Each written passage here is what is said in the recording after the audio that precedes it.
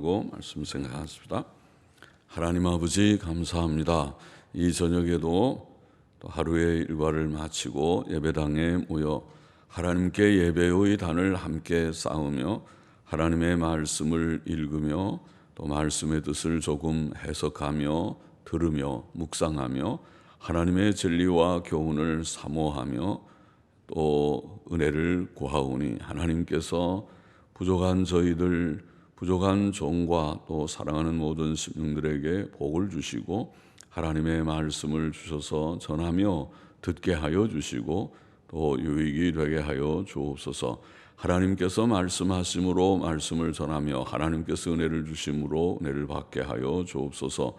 예수님의 이름으로 기도하옵나이다. 아멘. 자, 아가서 8장 1절부터 7절 말씀 좀 생각하십시다. 1절 보십시다.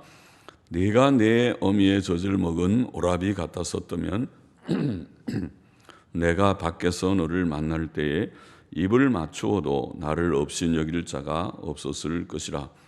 내 어미의 젖을 먹은 오라비라는 표현은 어릴 때부터 한 가정에서 같은 부모 밑에서 정상적으로 자란 형제 관계를 말합니다. 의좋은 형제 관계입니다. 오빠와 여동생과 같은 그런 관계입니다. 그런 관계의 형제는 가족의 정이 깊고 두터울 것입니다. 어릴 때부터 엄마의 젖을 먹으면서 어릴 때부터 자라고 나이 터울도 얼마 되지 않아서 그렇게 친구처럼 그렇게 자라는 그런 오빠와 동생의 관계를 생각해 볼 수 있습니다. 슐람미 여자가 솔로몬과 그런 관계였다면 그가 밖에서 그를 만나 입을 맞추어도 그를 없인 여길 자가 없었을 것이라. 너무 친하기 때문에 만일 오래간만에 만나면 오빠 그러고 달려가서 오빠한테 가까이 가고 그래도 이상하게 생각할 사람이 없을 것이다. 저 친한 누나와 동생 혹은 오빠와 여동생 관계다. 그렇게 다 볼 수 있을 것이라는 거죠.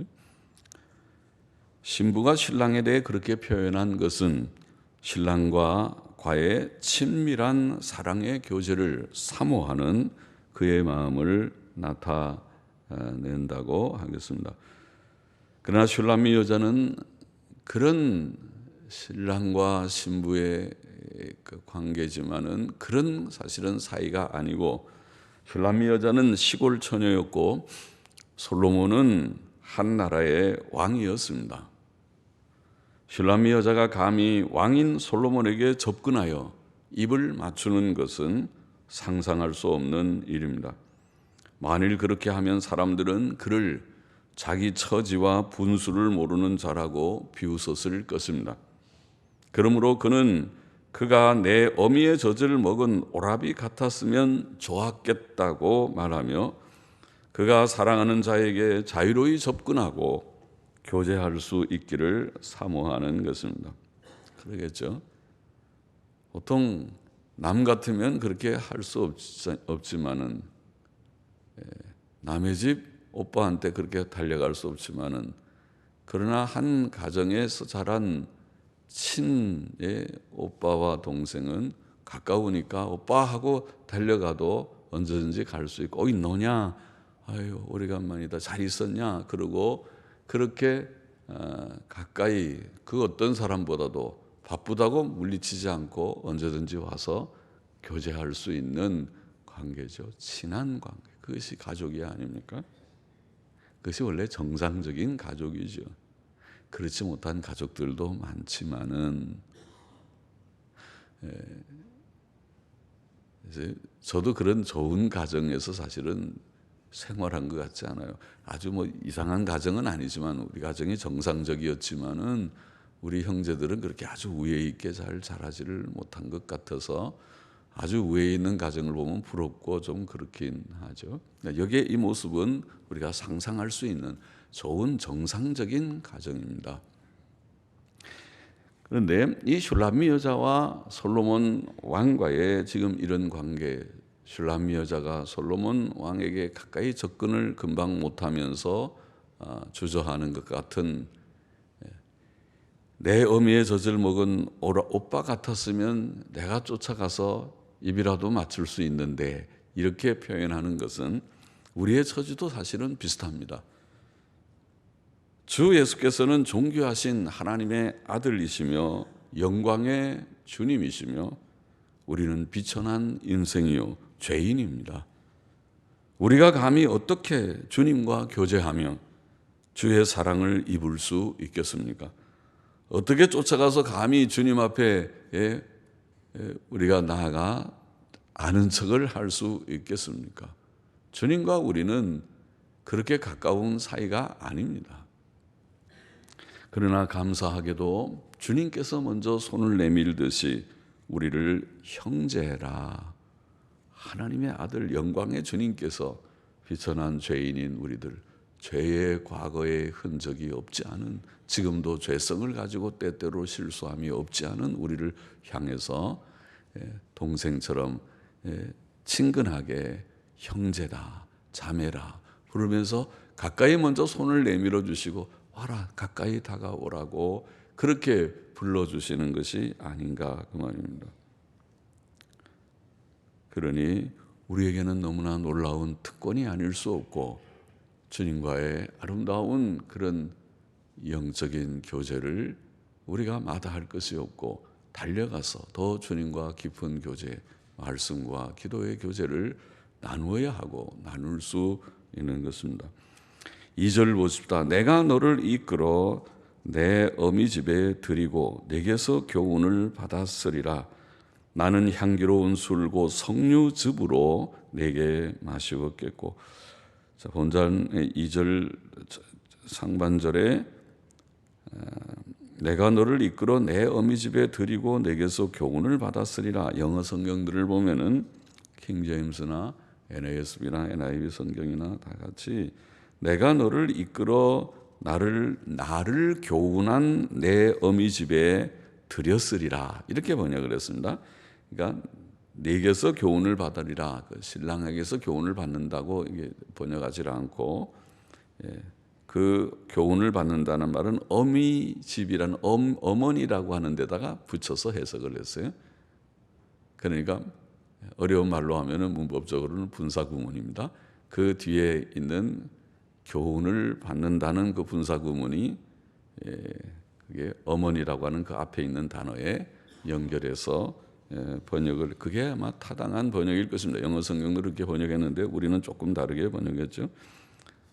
그래서 결국 여기에 교훈, 나를 교훈한 내 어미의 집이라고 하는 것은 영적으로 지금 우리가 이 아가서를 조금 영해까지는 아니지만은 아가서의 의미는 상징적인 것이 좀 있으니까, 상징을 다 빼버리고 나면 신랑과 신부의 그냥 사랑의 이야기 그것밖에 없지만은, 그것은 우리가 그런 교훈은 조금 차원이 그러면 꼭 낮은 것은 아니지만 그것도 성경이 가르치는 부부의 사랑에 대해서 가르치니까, 신랑과 신부, 남편과 아내는 정말 이상적인 사랑을 해야 된다.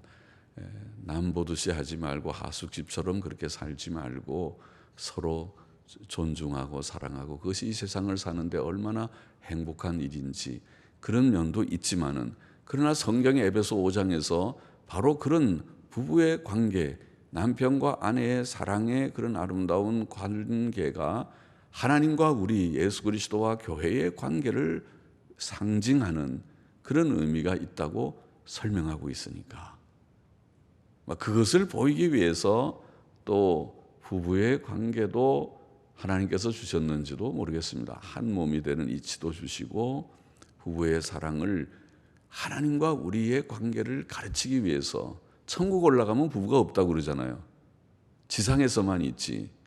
그는 부부의 관계에 대한 교훈이 이것이 영원한 그런 어떤 가치나 의미를 가질까 할 때는 좀 아닌 것 같잖아요. 천국에 없다고 그러니까. 그러면 그것은 하나님과 우리와의 관계를 가르치기 위해서 땅 위에서 부부의 관계도 보이신 것이라고 해석할 수 있겠죠. 이해할 수 있을 것입니다. 그러니까 아가서의 깊은 의미는 단순히 부부의 사랑을 교훈하는 것이 아니라 하나님과 우리의 관계라고 보아야 할 것이고, 그렇다면 해석을 약간은 영적인 해석, 우리의 상징적인 해석을 해야 될 것이라고 봅니다. 신랑과 그렇다면 여기에 나를 교훈한 내 어미 집은 교회를 가리킬 것이다. 예? 신부를 교훈한 어머니, 교회는 어머니와 같다. 옛날부터 그렇게 많이 표현했습니다. 하나님을 아버지로 둔 자들은 교회를 어머니로 뒀다. 이런 표현도 선진들은 하였습니다. 갈라디아 4장 26절에 보면 위에 있는 예루살렘은 자유자니 곧 우리 어머니라, 그런 표현을 했는데, 땅에 있는 신의 산은 구약교회를 가르쳤고 갈라디아서에 위에 있는 예루살렘은 신약교회를 가르쳤다고 보이는데, 신약교회는 자유자니, 우리는 예수 그리스도 안에서 단번에 의롭다함을 받았으니까 의라고 하는 것 자체는 율법에서 보면 자유입니다. 율법은 우리에게 요구하기를 다 행해야 의를 이룬다고, 의인이 된다고 했습니다. 행하지 않으면 저주 아래 있다고 했습니다. 율법의 요구, 율법의 어떤 두려움이라고 할지 의무, 이걸 안 행하면 너희는 저주 아래 있다는 그런 우리에 대한 경고, 두려움이 우리에게 있을 수 있지만은 예수님의 십자가 대속 사역으로 의를 이루심으로 말미암아 우리가 예수님 믿고 의롭다함을 받게 될 때, 이것이 복음의 핵심이라고 그랬죠. 이신칭의, 믿음으로 의롭다함을 받게 될 때에 이것은 율법의 요구를 이루신 것이니까 율법이 더 이상 우리에게 무엇을 위협할 수 없고, 율법이 우리에게 두려움이 되지 않고, 율법에 무엇이 요구할 것이 없는 정도가 됐으니까 그게 자유라고 하는 말이 되는 것입니다. 그래서 예수 믿는 사람들을 자유인이라고 말합니다. 그것이 갈라디아서의 중요한 진리죠. 자유의 선언입니다. 자유의 헌장과 같은 것이 갈라디아서입니다. 그 자유는 바로 이신칭의, 믿음으로 의롭다함을 받는 그 진리를 말하는 것입니다. 그것을 뒤집어 놓으면 율법으로부터의 자유가 되는 것입니다. 그래서 이것을 신약교회를 가르쳐서 위에 있는 예루살렘은 자유자니, 신약교회는 자유자니 곧 우리 어머니라. 그래서 교회를 통해서, 이미 믿는 자들의 모임이 교회죠. 교회를 통해서 재생산을 합니다.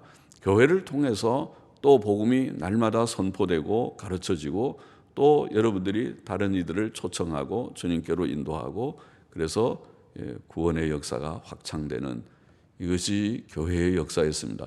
교회가 게으르면 그 일을 하지 않겠죠. 그러나 우리가 게으르지 않고 깨어있고 주님을 진정으로 사랑한다면 그 일을 할 것입니다.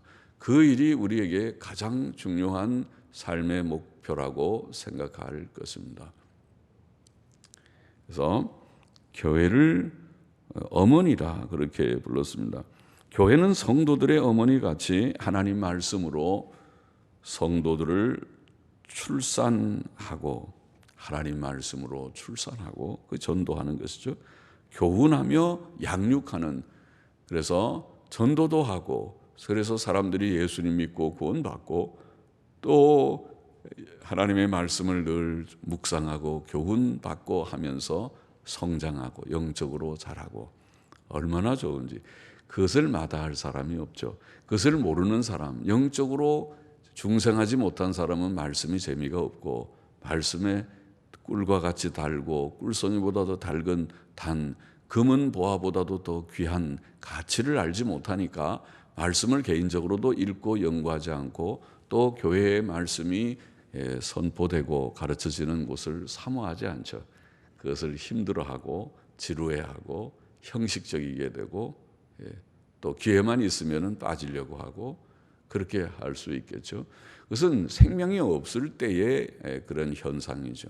그러나 정말 주님을 알고 사랑하는 자들은 그와 정반대죠. 말씀을 더 듣고 싶고, 더 읽어도 부족하고, 계속 읽어도 부족하고, 더 알고 싶고 갈망함이 있고, 더 주께로 나아가 말씀을 바르게 강론하는 곳을 사모하고 찾게 되고, 또 그 책이라도 읽게 되고 할 것입니다. 신부는 신랑을 이끌어 그를 교훈한 어머니의 집과 같은 교회 안으로 가기를 원합니다. 하나님의 주된 관심은 교회에 있습니다. 신랑의 관심도 사실은 교회입니다. 신부도 교회를 상징하는 것입니다. 교인을 상징하는 것입니다. 교회를 대표하는 것입니다. 하나님의 주된 관심은 교회입니다. 세상에 복잡한 많은 일들이 있어도 오늘 우리의 사회는 신문에 뉴스의 홍수라고 그러죠. 신문들 또 무슨 SNS인가요? 그래서 그런데 오만 가지 뉴스들이 쏟아져 나오고 그것을 또 읽고 너무 많이 나오니까 이제는 젊은이들이 책을 보려고 하지 않고 신문 긴 기사를 보지 않고 짤막한 인터넷 뉴스나 검색을 하고 그렇게 하는 그런 시대가 되었습니다. 깊이가 없는 안정성이 좀 부족한 시대가 됐습니다. 그런 복잡한 사회 속에서도 하나님의 관심은 여전히 교회입니다. 주님의 마음과 눈길은 그 무엇보다 교회에 있고 교회의 일들에 있습니다. 교회에서 무슨 일이 이루어지는지 그 일에 있습니다. 교회를 바라보게 됩니다. 하나님께서도 우리 교회에 이제 이번 주일에 공동회의한다. 그리고 장로를 2분 더 선출하는데 이제 그런 투표도 있다. 그러면은 하나님께서 그 일을 관심을 크게 여기시겠죠. 잘 해야 되는데 바른 사람들을 잘 세우면은 교회에 유익이 되고 그렇지 않으면은 교회에 유익이 되지 않겠구나. 또 4분의 권사님들을 세우느니 그것이 복되고 좋은 일이 되어야 되는데 그렇지 않으면은 유익이 없다. 그렇게 하시겠죠. 또 이 중요한 일을 위해서 교인들이 깨어 기도하고 자신을 위해서 교회가 바로 평안하여야 우리에게 유익이 있잖아요. 교회가 평안하지 못하면은 교인들이 결국 그것이 평안이 없으면 유익이 없죠. 교회의 미래가 없죠. 교회의 현재가 평안하고 미래가 든든하게 잘 평안 가운데 진행해야 복이고 그것은 결국 교인들의 복입니다. 그러니까 기도해야 되는 거죠. 금식도 하고 기도도 하는 것이 좋습니다. 하나님께서는 교회 안에서 교회를 통하여 섬김을 받으시고 영광을 받으시기를 원하십니다. 신부는 그의 어미의 집에서 신랑을 어미의 집으로 초청하고 그 어미의 집에서 석류즙으로 만든 향기로운 술로 그것이 어떤 술인지 어떤 포도주스가 아니라 석류 주스인지 모르지만은 석류즙으로 만든 향기로운 술로 신랑에게 마시울 것이라고 표현합니다. 석류즙으로 만든 향기로운 술은 그가 만들 수 있는 신부가 만들 수 있는 가장 좋은 음료수를 의미할 것입니다. 좋은 거겠죠. 석류즙. 지금도 석류 주스는 좋은 그런 주스겠죠. 드문 주스고 석류가 그렇게 흔한 그런 과일 종류가 아니니까 그것은 신랑을 위한 신부의 최선의 봉사와 섬김을 가리킨다고 하겠습니다. 가장 자기가 줄 수 있는 석류즙을 짜서 그것을 주스를 만들어서 또 주스가 오래되면 옛날에는 다 냉장 시설이 잘 안 돼 있으니까 금방 발효되죠. 그러니까 주스와 술은 별로 그렇게 이 한계가 없습니다. 뭐든지 그렇죠. 매실을 해서 그냥 놔두면 실온에 놔두면 금방 발효돼 버려서 술이 됩니다. 그래서 매실 주스라고 어떤 때는 어떤 분이 제게 목사님 매실 주스입니다 하고 한 병을 줬는데 집에 와서 이렇게 먹으려니까 완전히 술이 돼 버렸습니다. 그래서 매실 술을 먹을 수가 없어가지고 조금만 먹지 못했는데 그러죠. 주스와 술은 조금 차이입니다. 그것을 냉장 보관을 잘 하지 않으면은 금방 발효돼 버릴 수 있죠. 그래서 여기에 그러나 무슨 우리가 말하는 이 알코올 농도가 높은 술을 성경이 권장하는 그런 뜻은 아닙니다. 그렇게 주수와 술의 거리가 그냥 우리가 큰 어떤 그 구별이 많지 않은 시대고, 큰 구별이 없는, 술 취하는 것은 성경이 분명히 금하지만은 그러나 발효된 술과 그렇지 않은 주수의 그런 차이가 그렇게 크지 않은 것이라고 말할 수 있습니다. 하나님께서는 우리에게 너는 마음을 다하고 성품을 다하고 힘을 다하여 내 하나님 여호와를 사랑하라, 그렇게 명하셨죠. 그것은 우리가 하나님을 어떻게 사랑할까, 하나님을 사랑할 때 얼만큼 사랑할까, 흔히 말한 대로 퍼센테이지로, 정도로 말한다면 내가 100% 사랑할까, 90% 사랑할까, 80%, 내 마음에 한 70%, 몇 프로 정도 사랑하면 하나님 사랑을 할 수 있는가. 여러분은 얼마나 사랑하십니까? 우리는 얼마나 사랑합니까? 내 시간은, 내 힘은, 나의 관심은, 나의 가치관은 어디에 두었는가? 내가 정말 하나님을 위하여 100% 내 모든 시간 전체를 하나님의 영광을 위하여 먹든지 마시든지 무엇을 하든지 자나 깨나 아침부터 저녁까지 내가 생각하는 모든 나의 시간표가 하나님의 영광을 위해서, 이것도 내가 지금 밥을 먹는 것도 하나님의 영광을 위해서 일하기 위해서 먹고, 내가 잠을 자는 것도 내가 힘을 얻어서 하나님의 영광을 위해서 일하기 위해서 자고, 그렇습니까? 100%입니까? 아니면 50%입니까? 몇 프로입니까? 몇 프로여야 합니까? 여기 주의 말씀은 신명기 6장 5절에 마음을 다하고 성품을 다하고 힘을 다하여, 다가 몇 프로입니까? 다는 50%입니까? 100%입니까? 100%죠. 100%입니다. 예. 다 모든이라는 말, 모든 마음을, 내 마음의 일부가 아니고 모든 마음을, 그다음에 성품이라고 하는 것은 영혼이라는 말인데, 내 영혼의 모든 부분, 모든 영혼을, 내 힘의 모든 것을, 모든 힘을, 모든 히브리 말로는 콜이라고 합니다. 모든이라는 말을 콜 세 번이나 콜이라는 말을 사용하고 있습니다. 그것은 우리가 가장 좋은 것, 내게 있어서 최상의 것, 최선의 것, 그렇죠? 모든을 하려면 세상에 제일 좋은 것에는 내가 마음을 기울입니다. 그렇지 않으면 대충 하죠. 대충. 내가 별로 가치를 안 두는 것은 대충 합니다. 대충.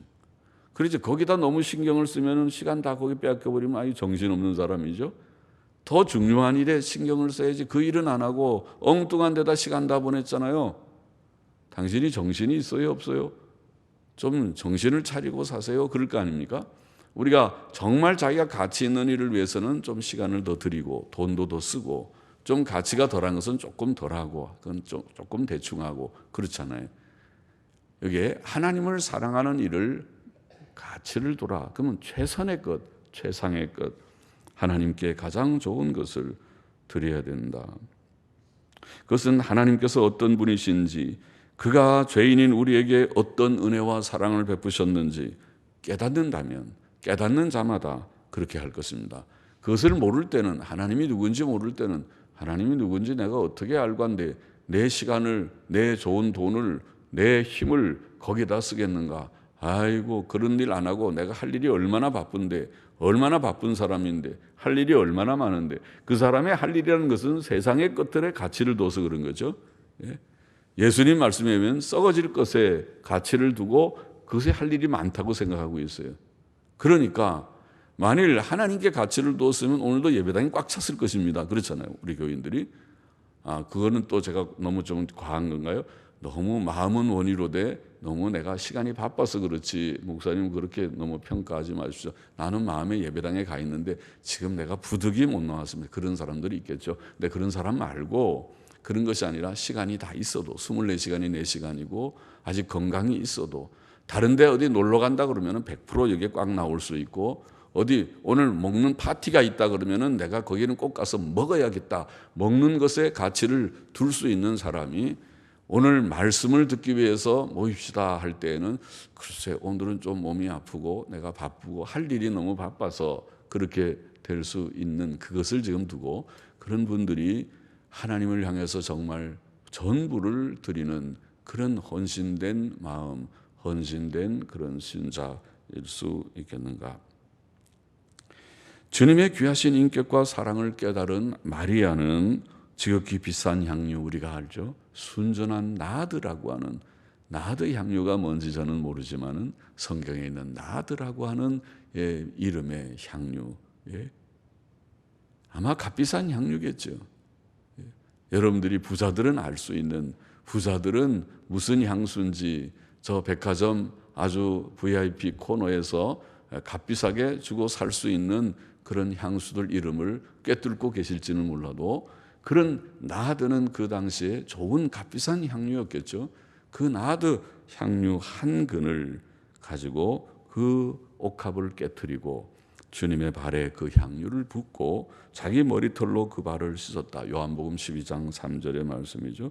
그가 부은 향유의 가격은 적어도 300데나리온 가치가 나간다.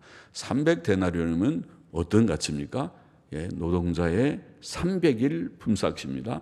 하루의 품삯이 1데나리온, 300데나리온은 300일이니까 거의 1년치입니다.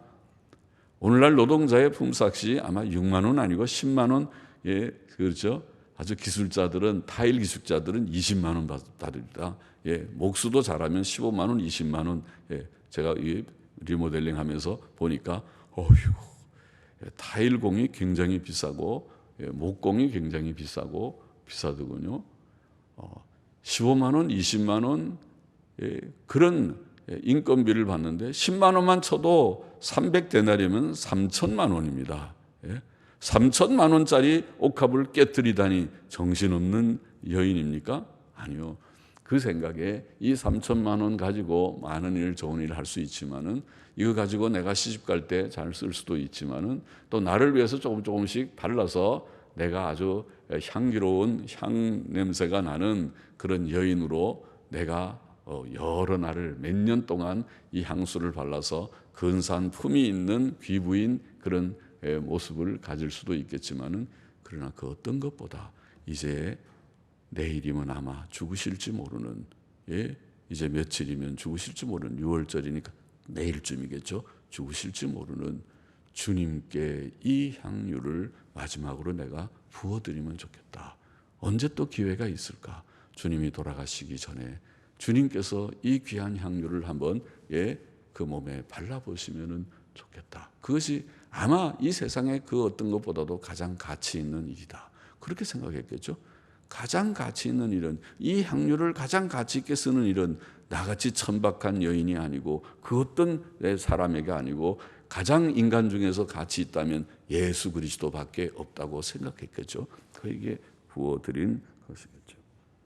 그와 같이, 그건 예란 말이죠. 그와 같이 우리의 가장 최상을, 나의 젊음과 나의 생을 주님을 위해서, 주의 영광을 위해서 나의 모든 24시간의 시간과 나의 모든 돈과 나의 모든 힘과 모든 것을 가장 가치 있는 일을 위해서 내가 쓰리라. 그것이 이게 말하는 석류즙으로 만든 향기로운 술을 내 어미집의 신랑을 초청해서 대접을 하리라. 3, 4절에 너는 왼손으론 내 머리에 베게 하고 오른손으론 나를 안아서 쓰리라. 예루살렘 여자들아, 내가 너희에게 부탁한다. 나의 사랑하는 자가 원하기 전에는 흔들지 말고 깨우지 말지어다. 아가서 2장 6절 7절에도 비슷한 말씀이 나오죠. 그게 손은 주의 사랑과 배려와 보호를 가리킬 것이라고 해석했습니다. 보통 왼손은 약한 손, 오른손은 힘 있는 손입니다. 하나님께서는 교회를 위해 어떤 때는 은은하게, 은밀하게 섭리하고 도우시기도 하시고, 어떤 때는 드러나게 섭리하고 개입하시고 도우시기도 하십니다. 오른손 왼손으로 성도들은 주의 사랑과 섭리의 손 안에서 평안을 누리며 보호함을 받습니다. 모세는 영원하신 하나님이 너의 처소가 되시니 그 영원하신 팔이 내 아래 있도다. 하나님의 팔로 우리를 보호하신다. 어떤 데는 팔베기를 하고, 여기 와서 자라, 편안하게. 좋은 남편이죠. 좋은 남편이 아내에게, 아유 여보 수고 많이 했지, 자 여기에 팔베개 하고 오늘 좀 편히 쉬어요. 어떤 사람들은 이 팔베개 하면 귀찮아서 잠을 못 자는 사람도 있겠지만, 또 사람 습관이 있어서 편안하게 자요. 팔베개를 하고 편안하게 잠을 자는 것과 같은 모습이라고 하겠죠. 다윗은 내가 사망의 음침한 골짜기로 다닐지라도 해를 두려워하지 않을 것은 주께서 나와 함께 하심이라. 주의 지팡이와 막대기가 나를 안위하시나이다. 음침한 골짜기는 세상이죠. 이 세상에 많은 죽음의 위협이 많은, 시험이 많은 음침한 골짜기와 같은 사망의 음침한 골짜기인 세상을 우리가 살아가는 동안에 해를 받을 일들이 많지만은 주님이 우리와 함께 하시고 도우시고 지팡이로 지도하시고 또 막아주시고 지켜주시고 안위하시나이다. 안위는 좋은 말이잖아요. 우리에게 위로를 하시고 또 보호해 주시는 것입니다. 안전케 하시는 것이 안위죠. 안전하게 지키시고 위로하시는 하나님이시다. 위로라는 말이 참 살다 보니까 참 좋은 말이에요. 우리가 그 하이델베르크 요리문답에 보면 제1문답에 우리는 하나님의 위로를 받는다는 그런 이제 문답이 있는데, 그거를 제가 처음에 젊을 때는 읽을 때 무슨 위로가 그렇게 중요해서 이 요리문답에 제1문답에 이게 나오나 그랬는데, 살면서 보면 인간은 누구나 다 어떻게 보면 외롭고 또 다 힘든 수고로운 세상을 살고 있어요. 이 세상에. 그렇죠? 아무리 행복하게 보이는 자들도 심적인 고통은 한두 가지 있는 것 같아요. 그래서 그들에게 필요한 것이 위로로구나. 하나님의 위로. 그래서 성령님을 우리가 보혜사라고 하잖아요. 보혜사를 영어 성경은 번역하기를 컴포터라고 해서 위로자라 그랬습니다. 파라클레토스라는 말은, 파라클레토스는 그런 뜻이 있어요. 옆에서 우리에게 권면도 하고 또 위로도 하고 하는 그런 뜻이 있는 단어입니다. 파라칼레오라는 말이. 그래서 위로자다, 컴포터라고 번역을 했어요. 위로가 참 좋죠. 안위하시나이다. 주 예수께서는 내가 저희에게 영생을 주노니 영원히 멸망치 아니할 터이요 또 저희를 내 손에서 빼앗을 자가 없느니라고 말씀하셨고, 사도 바울은 누가 우리를 그리스도의 사랑에서 끊으리요? 환난이나 곤고나 핍박이나 기근이나 적신이나 헐벗음이나 위험이나 칼이라고 말했고, 또 평강의 주께서 친히 때마다 일마다 너희에게 평강 주시기를 원하노라. 주는 너희 모든 사람과 함께 하실지어다. 좋은 말씀이죠. 참 우리가 요절이죠.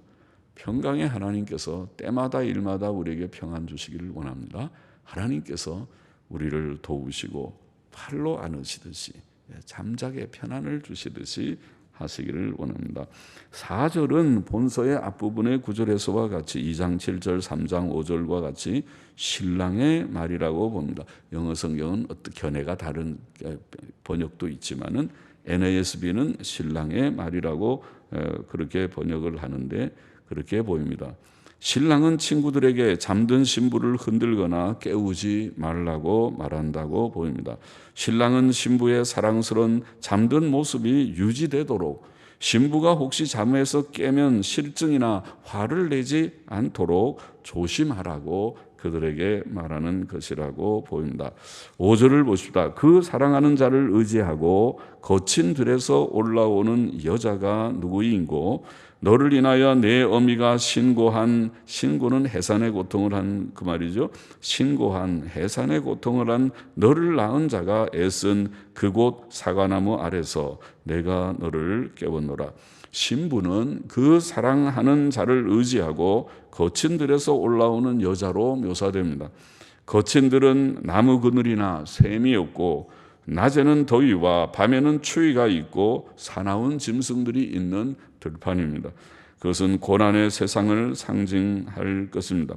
이 세상에는 악한 자들이 많고 어렵고 힘든 일들이 많습니다. 그러나 성도는 이런 세상에서 그 사랑하시는 자, 주 예수 그리스도를 의지하고 구원을 받았고 지금도 그를 의지하며 사는 것입니다.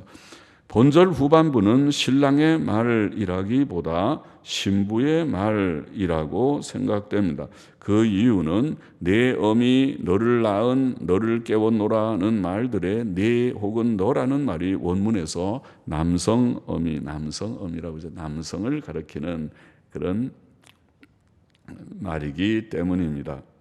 어미라는 말은, 왜냐하면 히브리 말은 끝에 꼬리가 붙어서 이 하면 남성 1인칭, 그냥 혼성 남녀 공동 1인칭. 그 다음에 카 그러면 여성, 남성 2인칭, 크 하면 여성 2인칭, 뭐 이런 그 인칭이 다 있거든요. 그래서 그걸 보면은 네 할 때 카 나오니까, 그래서 남성을 가르치니까 신부가 신랑에게 하는 말이겠구나, 그렇게 해석하는 것이 타당하지 않는가, 그런 말입니다. 본문은 사과나무 아래서 그의 어미가 그를 낳기 위해 해산의 고통을 하였다고 묘사합니다. 여기에 그 어미는 구약교회를 가리킬 것입니다. 사과나무는 아가서 2장 3절에서 신랑을 묘사하는 말로 사용되었습니다.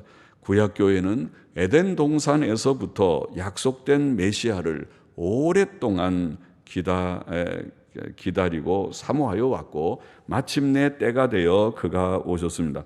구약교회는 큰 고통 중에 약속된 메시아를 낳은 것과 같았습니다. 신부는 그 사과나무 아래에서 신랑을 깨웠다고 말합니다. 그는 신랑과의 교제를 사과나무 열매를 먹는 것으로 비유하였었습니다. 2장 3절에서도 그가 신랑을 깨웠다는 말은 기도로 그의 위로와 도움을 구하였다는 뜻일 것입니다. 주님과 함께 갈릴리 바다를 건너다가 큰 풍랑을 만났던 제자들처럼 성도는 주께 기도하며 그의 도움과 위로를 구합니다. 6절 7절 보십시다. 너는 나를 인같이 마음에 품고 도장같이 팔에 두라. 사랑은 죽음같이 강하고 투기는 음부같이 잔혹하며 불같이 일어나니 그 기세가 여호와의 불과 같으니라. 이 사랑은 많은 물이 꺾이지 못하겠고 홍수라도 엄벌하지 못하나니 사람이 그 온 가산을 다 주고 사랑과 바꾸려 할지라도 오히려 멸시를 받으리라. 이것은 신부의 소원과 고백이라고 보입니다. 도장은 사람에게 귀중한 것입니다. 신부는 신랑이 자신을 도장같이 마음에 혹은 팔 혹은 손가락에 가장 귀중하게 보관하라고 말합니다. 그렇죠? 우리가 인감도장은 잘 보관하고 계시겠죠? 인감도장 함부로 잃어버리면 사고가 날 수도 있죠. 그래서 인감도장은 잘 지켜두는 것이 좋은 것과 같습니다. 왜 그렇게 신부가 말하냐면 사랑은 죽음같이 강하기 때문이라고 합니다. 죽음이 부자도 권세자도 지혜자도 다 이기듯이 모두가 죽듯이 사랑은 그렇게 강하다는 것이죠. 투기는 뜨거운 사랑을 가리킵니다. 사랑은 성격상 소유욕을 가지며 질투는 그것의 한 단면입니다. 뜨거운 사랑은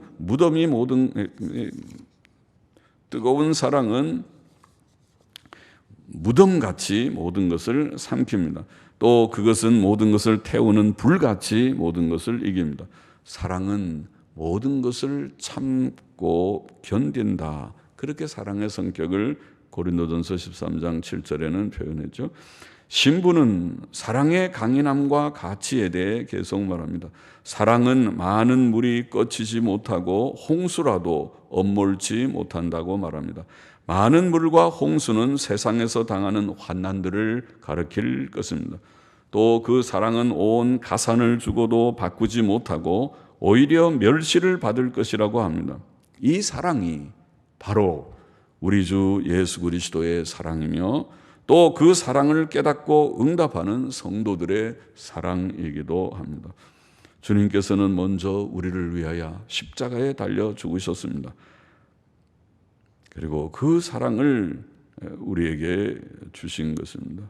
환난이나 핍박이나 굶주림이나 헐벗음이나 죽음까지도 우리를 그리스도의 사랑에서 끊을 수 없는 그 놀라운 사랑으로 우리를 구속하셨습니다.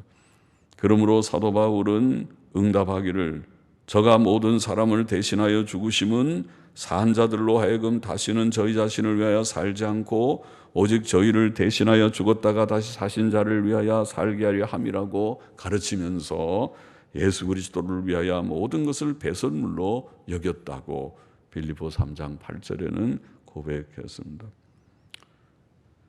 자, 오늘 말씀을 우리가 좀 묵상하면서 여기에 귀한 말씀들이 많이 있었습니다. 주께서 우리를 한 가정의 형제로 친오빠와 같이, 동생이 오빠에게 그냥 언제든지 달려가서 오라버니, 오빠를 가까이 할 수 있는 것과 같이 감히 우리가 주님께 나아갈 수 없는 부족한 죄인들이지만은 우리를 형제로 여기시는 것을 감사하고 친근함과 담대함으로 주님은 우리가 머뭇머뭇거리며 눈치만 보고 저 자꾸 주님을 멀리 피하는 것을 기뻐하지 않고 주님, 나의 사랑하는 주님, 나를 사랑하신 주님, 나를 구원하신 주님 하고 가까이 달려가서 주님의 품에 안기는 것을 주님이 안기면 오늘가 너 누구냐 하고 물리치지 않고 오너라 잘 왔다. 내가 얼마나 너를 기다렸는데 오라.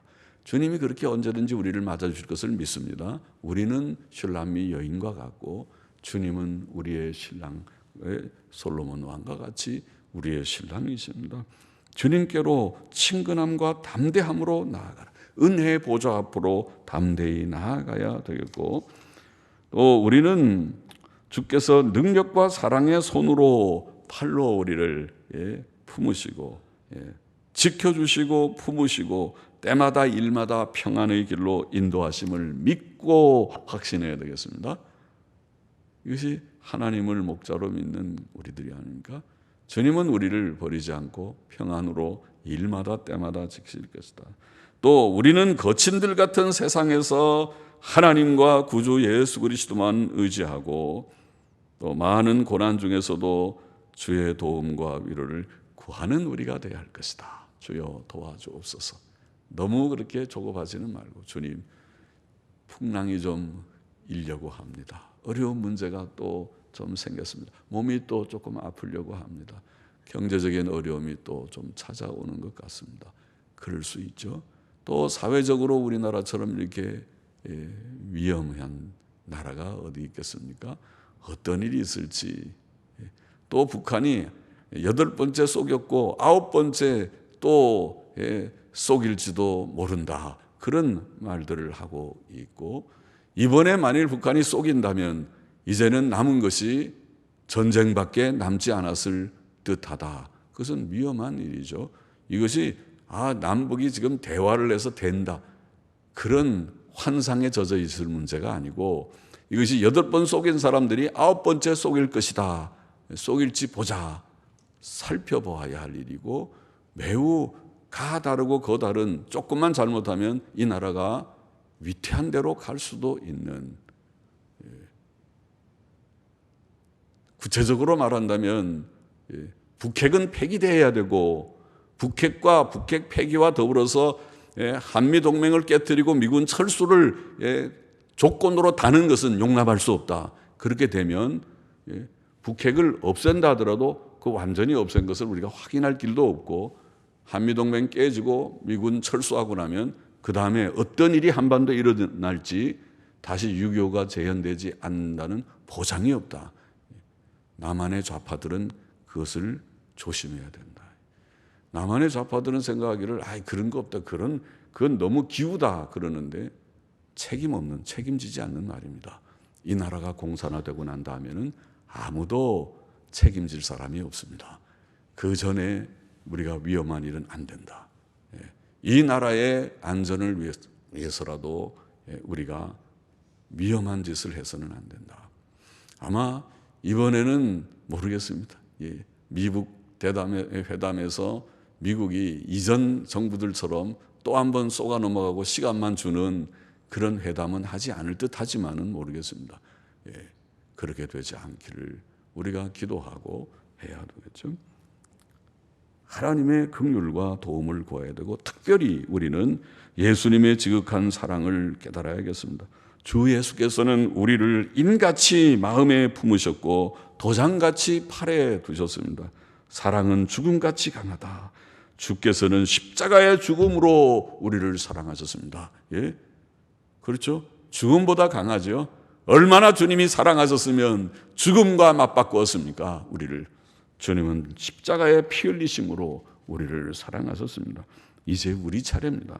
우리가 그 사랑을 본받아서 이제는 나를 위하여 살지 않고 나를 위하여 죽으시고 다시 사신 자를 위하여 살 준비를 했습니까?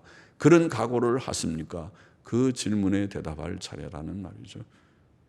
주님의 이 놀라운 사랑, 죽음보다 강한 사랑을 체험한 우리들이라면 이제 주님을 위해서 나도 살아보겠노라. 또 살되 아까 말한 대로 뭐라고 그랬죠? 석류즙으로 만든 맛있는 술을 대접하듯이 주님께 나의 가장 귀한 것, 가장 좋은 것을 주의 영광을 위해서 나의 생을, 나의 재능과 시간과 물질과 나의 생명을 주의 영광을 위하여, 복음을 위하여, 교회를 위하여 내 생을 귀하게 번제물로 불태워 드리듯이 드리리이다.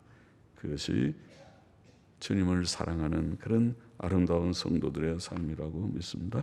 기도하십시다. 하나님 아버지, 부족한 종이 오늘도 아가서 조금 해석하며 이 말씀을 증거하여 사오니 이 말씀을 나눈 사랑하는 심령들이 정말 주님 중심으로 주께로 늘 가까이 담대하게 나아가 주님과 교통하며 의지하며 주님의 큰 사랑을 체험하며 사랑하며 또 응답하여 주께 가장 귀한 생의 헌신을 드리는 저와 우리 모두가 되게 하여 주옵소서.